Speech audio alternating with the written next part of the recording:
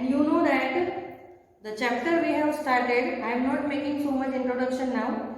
See the address, the supplementary chapter we have started in the last lecture, and in this lecture I am going to continue this. So what is the story? That the story is that one girl, she went to Mrs. Dorling's house for taking or collecting her belongings, but she got a very bad experience there. So that lady was refused to meet her and she returned back to the station, and whenever she was returning back, the thoughts were coming in her mind that how her mother told about Mrs. Dorling, how her mother was familiar with Mrs. Dorling, and how her mother was decided to shift whatever the belongings or valuables to that lady. And she was just thinking, and for a while she thought that if the person is not alive, whatever or whichever the things are having, so what is the benefit? That is why she was not interested to collecting all these things, because after all these are the things, not a person, so it doesn't matter. Okay, यहाँ तक हमने complete किया। अभी हम लोग आगे बढ़ते हैं कि नैरेटर को ऐसा क्यों लगा कि वो जो लेडी है उसको मिलने से मना क्यों कर रही है। Why the lady was refusing to meet her, क्या प्रॉब्लम हो सकती है? थोड़े समय के लिए तो उसको लगा कि मुझे ये चीज़ें चाहिए ही नहीं, क्योंकि जिसकी चीज़ें थी वो पर्सन ही नहीं है, वो चीज़ें मैं लेके भी क्या करूँ? अगर वो पर्सन होता भी तो मैं चीज़ें ले सकती थी, मेरे पास वो घर भी नहीं है। The narrator didn't have the house of their own, because at previously they used to live there, because after the war so much was changed. I told you कि मैंने तुमको बताया सब कुछ बदल गया था, उनका घर नहीं रहा, कुछ नहीं रहा, तो वो चीज़ें लेके क्या करेंगे? वो अभी खुद एक रेंट के घर में रह रही है, एक छोटा सा उसका एक रूम है, उसके अंदर सारी चीज़ें उसको मैनेज करके रहना पड़ रहा है, तो उसने सोचा कि मुझे ये सब नहीं चाहिए। फिर अभी क्या होता है, आगे बढ़ते हैं, देखो। After my first visit in vain to Mrs Dorling's house, I decided to try second time. Now a girl of about 15 opened the door to me. I asked her if her mother was at home. Now, her first visit was in vain because the lady was refused to meet her. That is why the narrator decided to visit second time to that Mrs. Dorling's house. So whenever at this time, the narrator went to their house at Marconi Street number 46. So at that time she found that one girl nearly about 15 years old had opened the door. Second time वो narrator वहाँ पे जाती है, उसको ऐसा लगता है कि चलो फर्स्ट टाइम तो वो लेडी ने मना किया, सेकेंड टाइम जाके देखते हैं, तो वो नैरेटर जाती है वहाँ पे, और वहाँ पे वो देखती है तो एक 15 ईयर्स ओल्ड गर्ल होती है, वो डोर ओपन करती है। अभी क्या होता है देखो, फिर the narrator asked the girl about her mother, वो नैरेटर ने उसको पूछा कि मुझे तुम्हारी मम्मी से मिलना है बेटा, कहाँ है mom? No, she said my mother is doing an errand. Errand means what? Job. Errand means job. My mother is doing a job. No matter, I said, I will wait for her. तो narrator बोला कि कोई बात नहीं, मैं उसकी wait करती हूँ, वो जब आए तब मिल लूँगी. I followed the girl along the passage. An old-fashioned iron Hanukkah candle holder hung next to a mirror. We never used it because it was much more cumbersome than a single candlestick. Now, as soon as the narrator entered in the house, first she had seen the Hanukkah stand. Hanukkah means the feast of lights or Hebrew festival in December. It is a festival, and at that time these people used to decorate this stand with candles.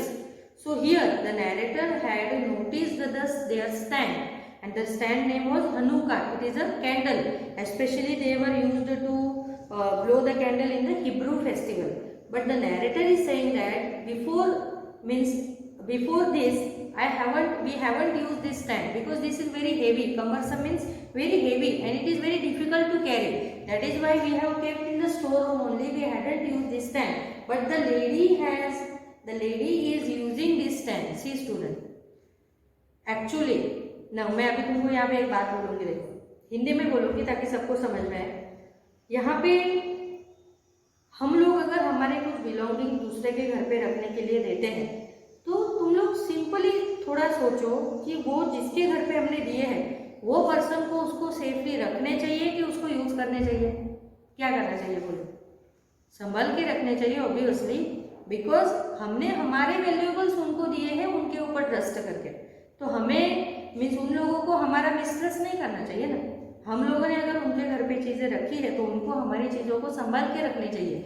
हम लोग 1 साल के बाद जाए या 20 साल के बाद जाए, वो दूर की बात है, बट हम लोग अगर उनके घर पे चीज़ें रख रहे हैं और उन लोगों ने हमारी चीज़ों को यूज़ करना स्टार्ट कर दिया, जब लोग उनको ऐसा देखते हैं कि हमारी चीज़ें वो लोग यूज़ कर रहे हैं, what the thinking we are having at that time, कितना गुस्सा आएगा, हम लोगों को रिग्रेट भी फील होगा कि कैसे लोग हैं, हमने इनके घर पे हमारी चीज़ें यूज़ करने के लिए रखने के लिए दी है और ये लोग यूज़ कर रहे हैं।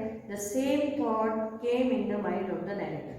यही थॉट, क्योंकि पहले ही वो जैसे ही एंटर करते हैं उसको क्या दिखता है कि वो जो हनु का स्टैंड होता है कैंडल का, वो लेडी ने रखा हुआ है घर के अंदर और इन लोगों ने उसको संभाल के रखा था because it was difficult to carry. That is why this people were not use this stand before. उन्होंने पहले उसको यूज नहीं किया, बट वो लेडी ने स्टार्ट कर दिया, यानी उसने पहले ही दिखा, उसका मूड ऑफ हो गया। कोई बात नहीं, तो भी अंदर जाके आगे देखते रहो। Won't you sit down, asked the girl. She held open the door of the living room and I went inside past her. I stopped horrified.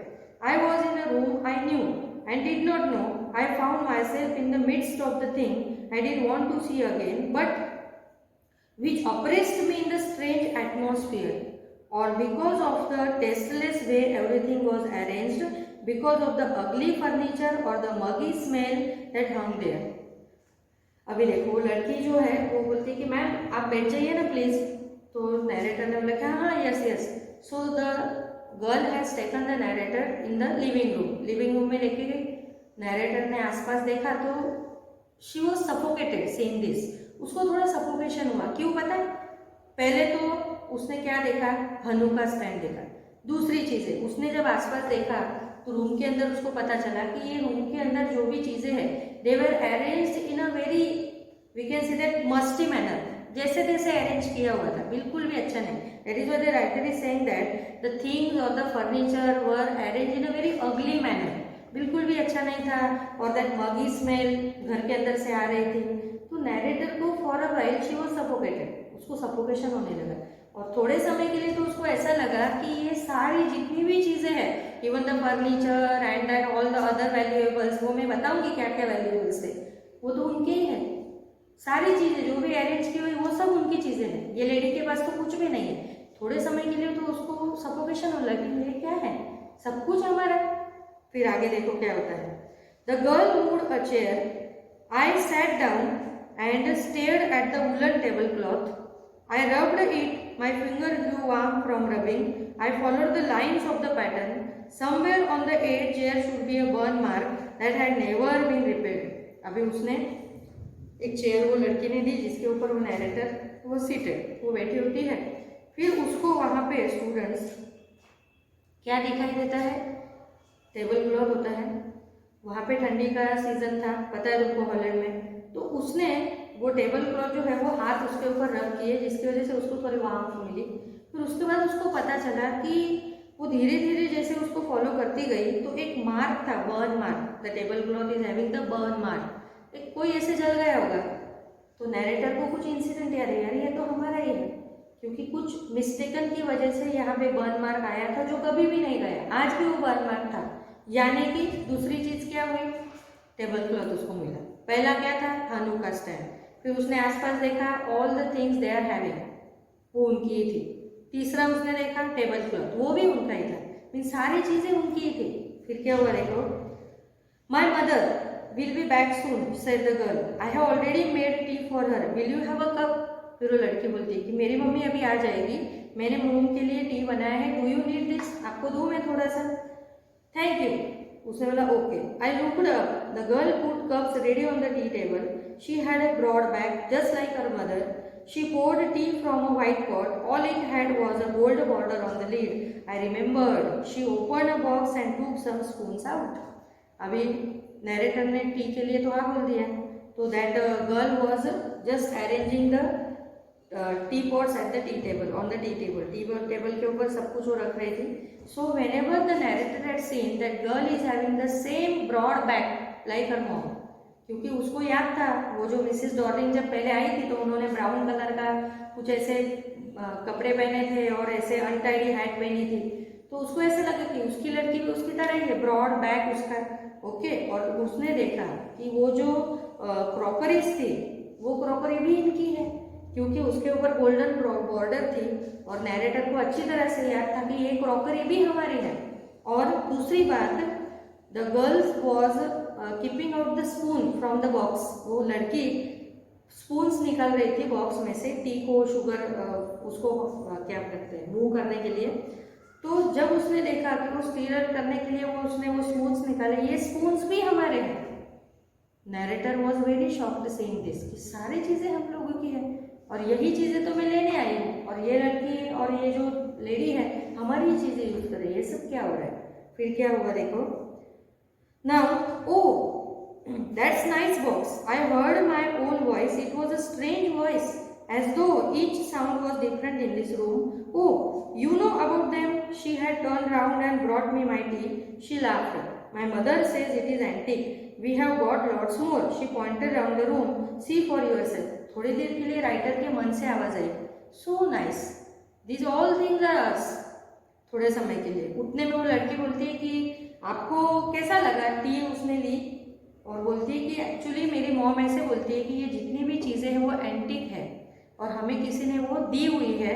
Okay, तो हम लोगों को पास ऐसी काफ़ी सारी चीज़ें, फिर वो ऐसे पॉइंटिंग करके बताती है कि देखो हमारे घर में जितने भी आपको लग रहा है ये सारे एंटिक्स हैं और हमको ये किसी ने दिए हुए हैं। और वो किसने दिए हुए थे? नैरेटर की मॉम ने। क्यों दिए हुए थे?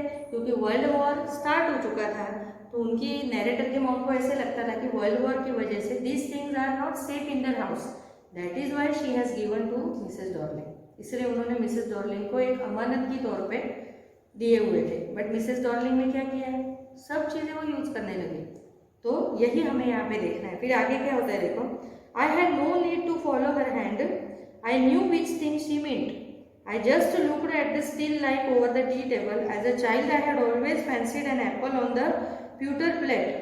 Pewter plate means a grey metal की एक प्लेट आती है, उसको प्यूटर प्लेट बोलते हैं। We use it for everything she said, once we even ate off the plates hanging there on the wall, I wanted to so much but it wasn't anything special. I had found the burn mark on the tablecloth. The girl looked questioningly at me. Yes, I said, you get so used to touching all these lovely things in the house, you hardly look at them anymore. You only notice when something is missing because it has to be repaired or because you have lent it. For example, अपने पढ़ते हैं देखो, narrator को वो लड़की point out करके सब कुछ बता रही कि दिस इज दैट सो जो भी है, but narrator was not surprising because the narrator in the past had been used all these things. The narrator is saying share one memory here. The narrator is saying that in the pewter plate wherever it was laid there, she was used to eat an apple and for many other things, and whatever the plates the lady has arranged there, in that plate they were used to take the to eat their food also. Okay, so nothing was new for the narrator. So but the girl was noticing down, or we can say that noted down or showing, pointing down all the things.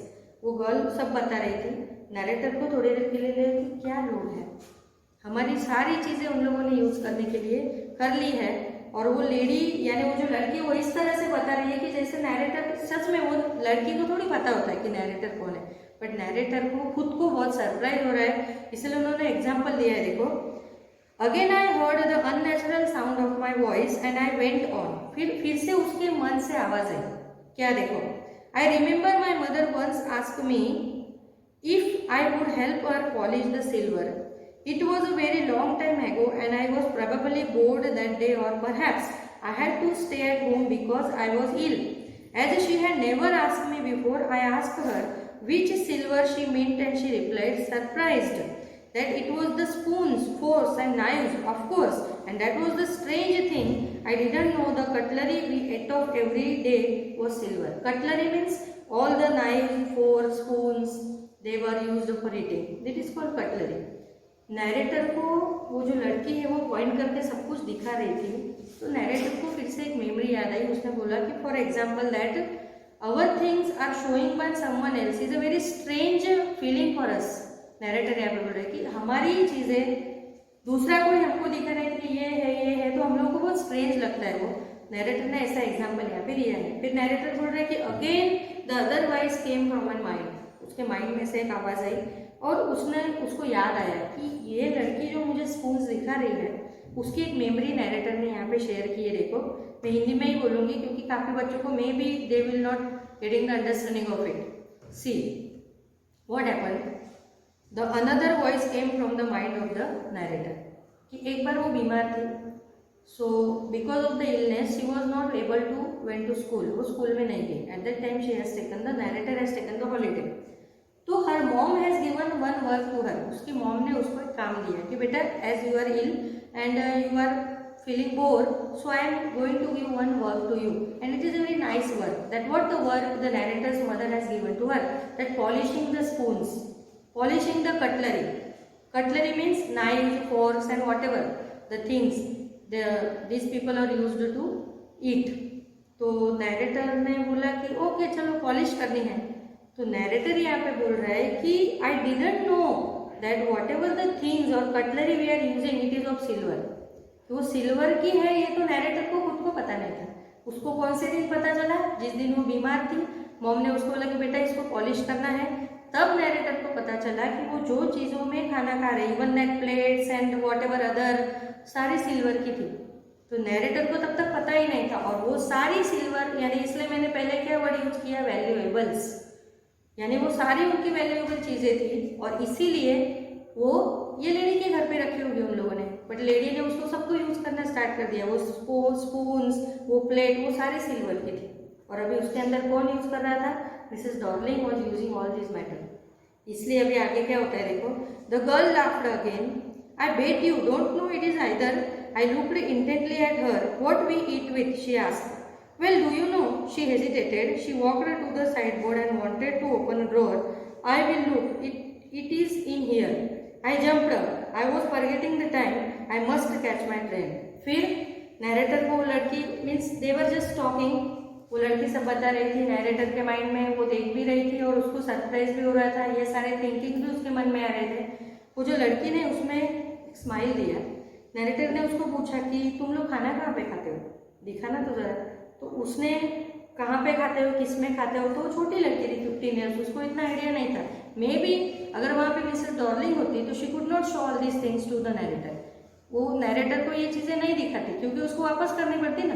But ये छोटी लड़की थी, उसको थोड़ी पता है कि ये नैरेटर की चीज़ें हैं, इसलिए उसने सब कुछ दिखा दिया। तो जब नैरेटर वहाँ पे देखने के लिए गया तो narrator came to know that all the plates, spoons, forks, dishes, bowls, वो सब इनके ही हैं, वो सारे सिल्वर के हैं, और इन लोगों ने उसको यूज करना स्टार्ट कर दिया है। नैरेटर को बहुत ही स्ट्रेंज फीलिंग हुआ, और उतने में उसके माइंड में आया कि मुझे तो इतना टाइम नहीं है, I have to return again, मुझे वापस भी जाना है। तो इसलिए उसकी ट्रेन भी थी, तो इसने देखो फिर क्या हुआ आगे। शी हैड हर हैंड, एक second, I jumped up, I was forgetting the time, I must catch my train. She had her hand on the drawer, don't you want to wait for my mother? No, I must go. I walked to the door. The girl pulled the drawer open. I can't find my own way. As I walked down the passage, I heard the jingling of spoons and forks. फिर वो लड़की बोलती है कि आपको रुकना नहीं है, डोंट वेट फॉर मॉम। तो नैरेटर बोला no, I have to go because my train is there. तो नैरेटर तो वहाँ से निकल गए क्योंकि उसको पता चला अभी ये चीज़ें मैं लेके क्या करूँ। हम लोगों ने हमारी चीज़ें उनके घर पे सेफ्टी के लिए रखी थी, and these people have used these all the things, so I don't want these things now. फिर मुझे अभी ये चीज़ें नहीं चाहिए, अभी इन लोगों ने यूज़ करना स्टार्ट कर दिया है तो इसको मैं लेके क्या करूँगी। इसलिए उसने बोला कि मुझे अभी ये चीज़ें नहीं चाहिए। तो वो जो लेडी है वो वहाँ से वापस चली जाती है, मीन्स लेडी क्या है, नैरेटर वापस चली जाती है, और उसके माइंड में जैसे ही वो थोड़े स्टेप्स उतरती है उसको स्पून्स, फोर्क्स, वो लड़की कुछ कर रही होगी, उसकी आवाज़ आती है, थोड़ा उसको स्ट्रेंज फीलिंग होता है, सभी को होता है, समझ में आ रहा है। वैसा सेम फीलिंग ये नैरेटर को भी हुआ। फिर वो वहाँ से चली गई। At the corner of the road I looked at the name plate Marconi street, it said I had been at number 46, the address was correct. फिर वो चलते चलते कॉर्नर पे गई, कॉर्नर पे ऐसे प्लेट लिखा था मार्कोनी स्ट्रीट, ओके, जैसे एरिया का नाम होता है हमारे यहाँ पे भी होता है नरोडा, कृष्णनगर, वॉट एवर। सो वहाँ पे Markovnikov street number 46 that the girl had visited recently, number 46 ही था। ये जो नैरेटर थी वहीं से अभी जाके आई थी, तो उसके मन में विचार आता है कि मैं तो करेक्ट जगह पे बन गई। तो उसको ये रिग्रेट फील हो रहा है कि अभी मुझे जाना चाहिए था कि नहीं जाना चाहिए था, मैं गई तो उल्टा मुझे तो दुख पहुंचा। तो क्या उसके माइंड में आया देखो, अभी हम लोग देखते हैं। But now I didn't want to remember it anymore. I wouldn't go back there because the objects that are linked in my memory with the familiar life of former times instantly lose their value when severed from them. You see them again in the strange surroundings. And what should I have done with them in a small rented room where the shreds of blackout paper still hung along the windows and no more than a handful of cutlery fitted in the narrow table drawer? Narrator के मन में विचार है कि these things are valuable if that person's memory is there and if they are kept very safely in a particular house. But once they are used by someone others and the person is not alive there, so what is the use of these things for me? वो चीज़ें मुझे चाहिए ही नहीं, because it remembering the narrator the former past, उनका जो बीता हुआ समय था वो फिर से उसको याद आएगा और वो फिर से उसको याद आए कि I am used to live in a rented room. It is very small.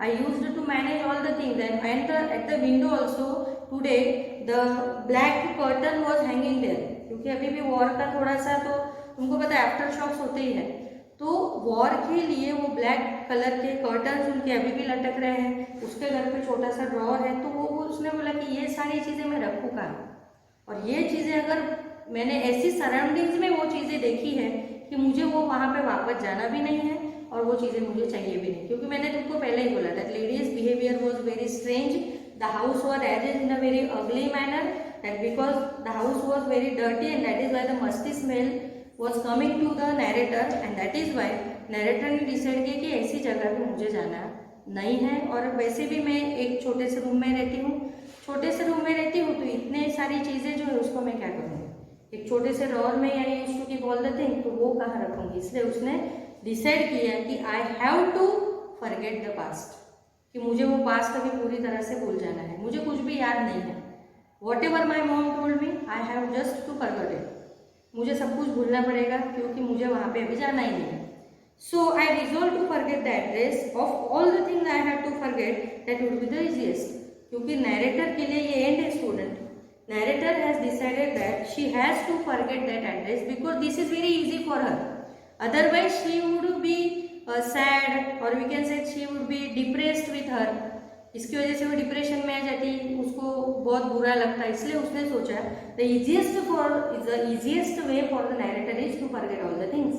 सबसे इजीएस्ट वे क्या था, कौन सा एड्रेस, कौन सा Marconi street, what is number 46.